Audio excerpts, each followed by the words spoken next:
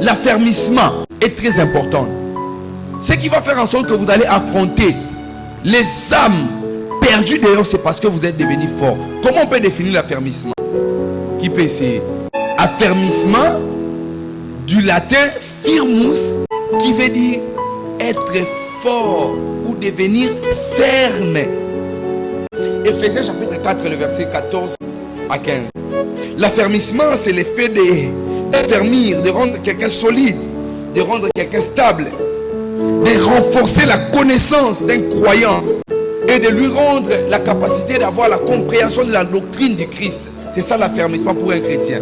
Éphésiens chapitre 4, le verset 14, et puis tu vas lire tout directement. Le verset 14.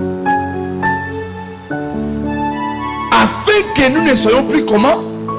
Des enfants. Flottant et emportés dans quoi? À tout vent de doctrine. Par la tromperie des hommes.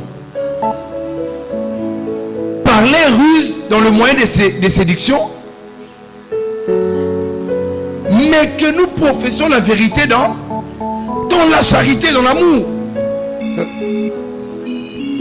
Nous croissions à tous égards, et puis à celui qui est le chef, Christ. L'apôtre Paul est en train de nous faire comprendre que lorsqu'on n'était pas affermi, on flottait, on suivait toutes les doctrines. Éphésiens chapitre 4, le verset 14 jusqu'au verset 15. Lorsqu'on n'est pas affermi, nous suivons toutes les doctrines. Au ministère, quand on devient affermi, on ne flotte plus, on n'ose plus dans les doctrines. Quelqu'un qui est affermi à ça, la débat inutile. Ça veut dire que le débat dans la Bible est constructif. Et ça va débat non, tu quitter le point haut, tu comme le point haut. Les gens qui ne sont pas affermis, ils vont débat il a dit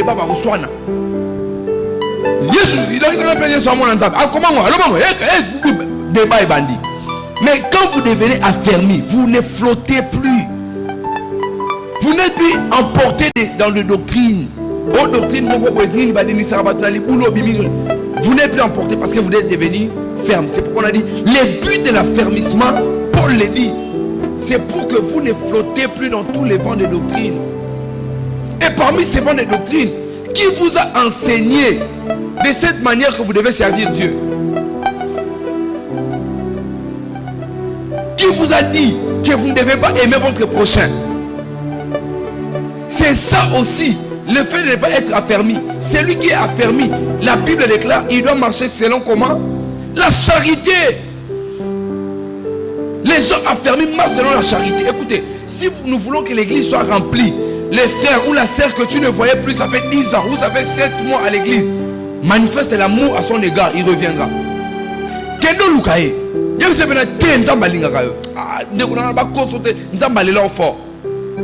quand il va voir l'acte, tu quittes chez toi, tu pars le chercher. Au moment que tu vas manifester la charité. Et c'est une preuve que tu es affermi. Tu ne flottes plus. Est-ce qu'on flotte ou bien tu vends oui? Tu flottes à tout. Parce que doctrine a raté. Structure, il y a idéologie, non. La doctrine peut être aussi des informations que vous amassez dehors et vous ramenez à l'église. Oh non, on a l'obisara été. Et où qui vous a enseigné ça? Vous flottez. Dans l'obisara frère, on a des sœurs, on a des ennemis. Et comme il y a des beaucoup d'ennemis. Sur la ex-église, au solo là.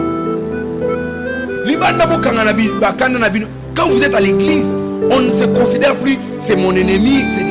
Il n'y a pas des ennemis. Il n'y a pas d'ennemis dans les choses de Dieu.